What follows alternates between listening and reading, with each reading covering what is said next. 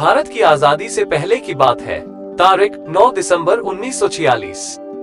सुबह का समय था और बाहर ठंड बहुत थी। लंबी और बड़ी बड़ी आंखों वाली एक महिला दिल्ली के मेडन्स होटल से बाहर निकली और अपने 2 कुत्तों के साथ टैक्सी में बैठ गई। टैक्सी तेजी से कुतुब मीनार की ओर बढ़ी, जो करीब 20 किलोमीटर दूर थी।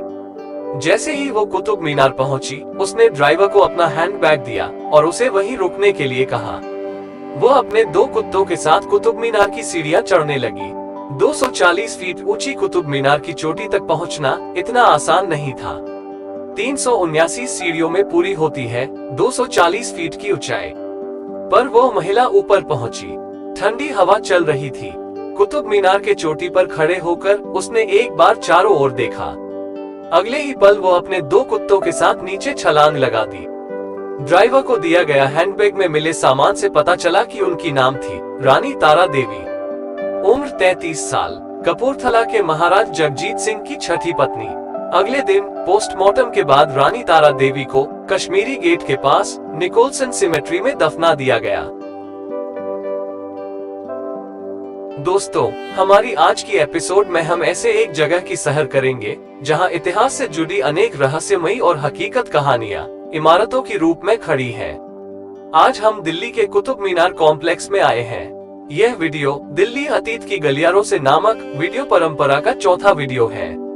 यदि आपने इस परंपरा के पिछले 3 वीडियो नहीं देखे हैं तो आपको इस वीडियो के अंत में पिछले वीडियो का लिंक मिलेगा। अगर आपने अभी तक इस चैनल को सब्सक्राइब नहीं किया है तो सब्सक्राइब जरूर करें। तो देर फिर किस बात की, आइए जानते हैं दिल्ली का कुतुब मीनार परिसर में स्थित कई स्मारकों की इतिहास और इससे जुड़े कई रोचक और विस्मय करने वाले तथ्यों के बारे में।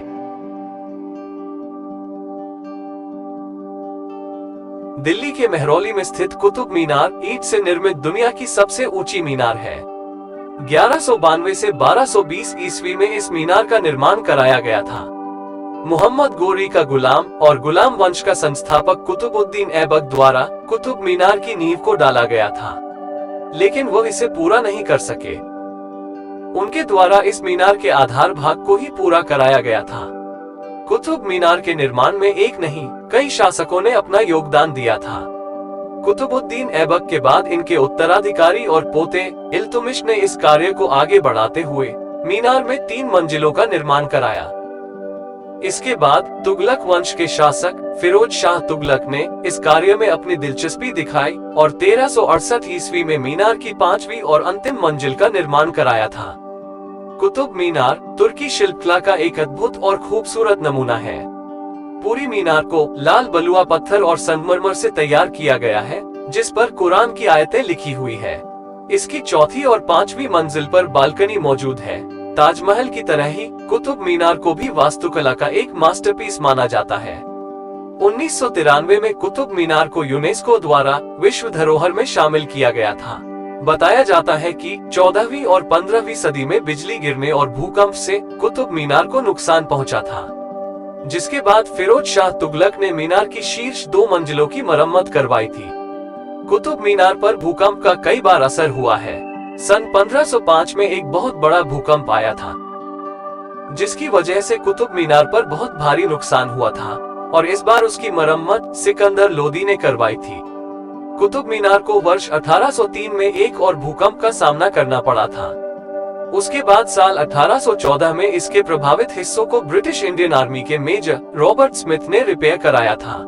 मैं आपको बता दूं कि यह सुंदर और अद्भुत वास्तुशिल्प चमत्कार कई शताब्दियों के दौरान कई दुखद घटनाओं का एक मूक गवाह भी है। मैंने आपको वीडियो की शुरुआत में रानी तारा देवी की दुर्भाग्यपूर्ण और दुखद मौत के बारे में बताया है। पहले कुतुब मीनार के दरवाजे सभी के लिए खुले हुए थे, लेकिन 4 दिसंबर 1981 को एक बहुत ही भयानक हादसा हुआ था, जिसके कारण इसके दरवाजों को हमेशा के लिए बंद कर दिया गया था। दरअसल 4 दिसंबर 1981 के दिन करीब 400 लोग इसके अंदर थे और सीढ़ियों के जरिए इसके ऊपर चढ़ रहे थे। इसमें से ज्यादातर स्कूल के बच्चे थे, क्योंकि वो स्कूल की तरफ से यहाँ घूमने आए थे। इसके अंदर की सीढ़ियाँ इतनी छोटी हैं कि एक समय पर कोई एक ही जा सकता है। इसकी इतनी ऊंचाई होने के कारण इसमें कुल 379 सीढ़ियां हैं। इसके अंदर रोशनी का भी कोई बाहरी स्रोत नहीं था, सिर्फ बिजली के बल्ब लगाए गए थे। लेकिन अचानक ही बिजली बंद हो गई और पूरे अंधेरे में सभी लोग डर गए और नीचे की तरफ भागने लगे। सीढ़ियां छोटी होने के कारण जल्दी से इससे उतरा भी नहीं जा सकता था।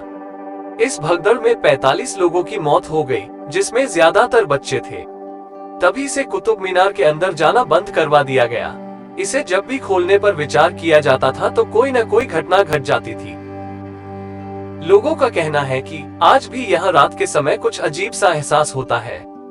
कुछ लोग जो इस हादसे से पहले कुतुब मीनार के अंदर जा चुके हैं, उनका कहना है कि इस मीनार के अंदर इस हादसे से पहले भी कुछ ऐसा एहसास हुआ करता था। अगर आप अकेले भी अंदर जाते हैं तो ऐसा लगता कि कोई और भी आपके साथ चल रहा है। यह सब लोगों के भ्रम और अंधविश्वास के कारण हो सकता है, लेकिन बहुत से लोग अभी भी इन सभी अफवाहों पर विश्वास करते हैं। जो कुछ भी है, कुछ सवालों का जवाब ना ही मिले, उसी में सबकी भलाई है।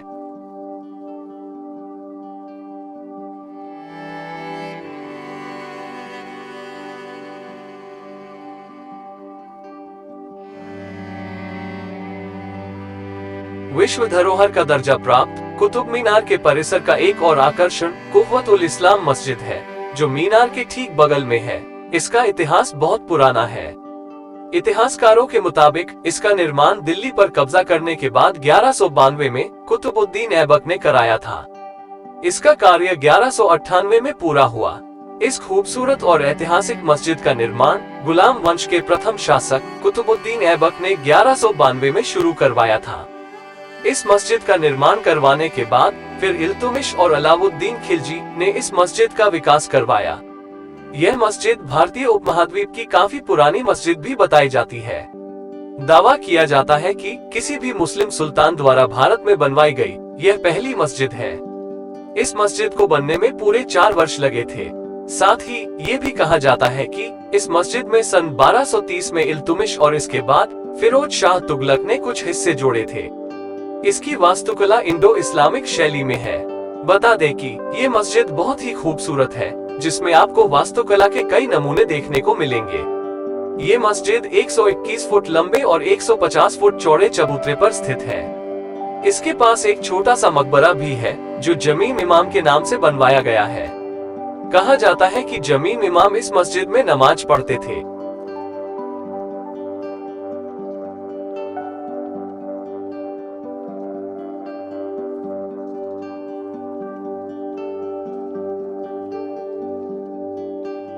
आप जो देख रहे हैं यह है इमाम मोहम्मद अली, जिन्हें इमाम जमीन नाम से जाना जाता था। उनका मकबरा है।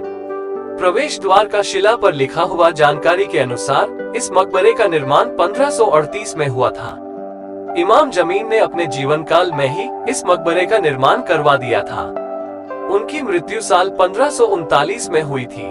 वो सिकंदर लोधी के काल में तुर्की से आए थे और कुव्वत-उल-इस्लाम मस्जिद में किसी उच्च पद पर काम करते थे। अलाय दरवाजे के पूर्व प्रवेश द्वार से मकबरे तक जाया जा सकता है।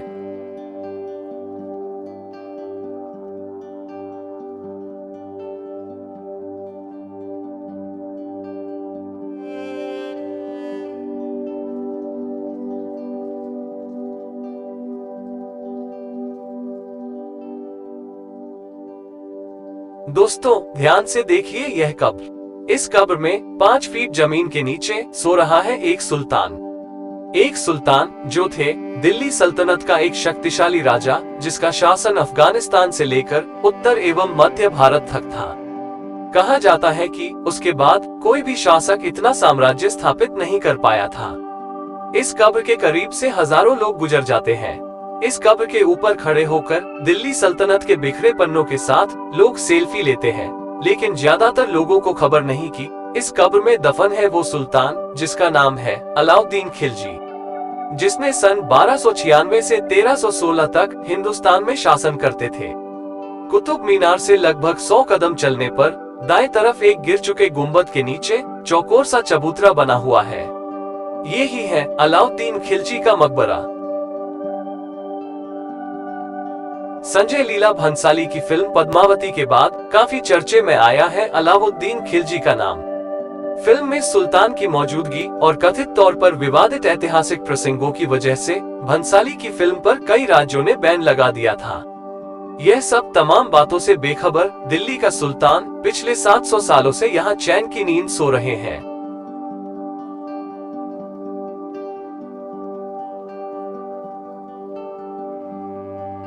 कुछ इतिहासकारों का मानना कि 1302 से 1303 ईस्वी में अलाउद्दीन खिलजी ने राजपूत राजा रतन सिंह के राज्य चित्तौड़गढ़ पर आक्रमण किया था।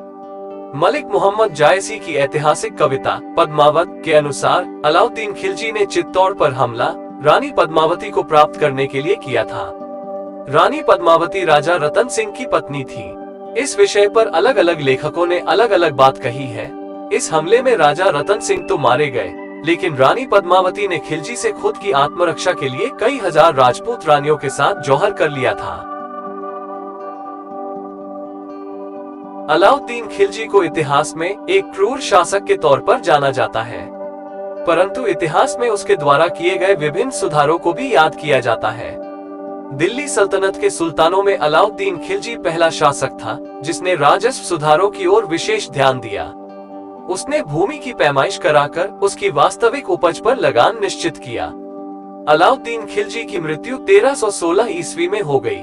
उसे अपने आखिरी दिनों में काफी दर्द से गुजरना पड़ा था। कहा जाता है कि उसे कई लोगों की बददुआ लगी हुई थी, जिसके चलते उसे अपने आखिरी दिनों में ऐसी बीमारी से ग्रस्त हो गया था जिससे उसकी मौत बेहद दर्दनाक बन गई थी। जबकि कुछ इतिहासकारों का मानना है कि उसके गुलाम सेनापति एवं सबसे करीबी माने जाने वाले मलिक काफूर ने ही उसकी हत्या की थी। 4 जनवरी की रात को उसके सेनापति ने अलाउद्दीन खिलजी के शरीर को अलाउद्दीन खिलजी के जीवन काल में पहले से ही निर्मित इस मकबरे में रात में दफना दिया, ताकि अलाउद्दीन के अन्य सेनापतियों और पत्नियों को अगले के राज्याभिषेक से पहले उसकी मृत्यु के बारे में पता न चले। अलाउद्दीन खिलजी की मौत के कुछ साल बाद खिलजी साम्राज्य का अंत हो गया था और फिर हिंदुस्तान की तल्ख पर तुगलक वंश ने शासन किया था।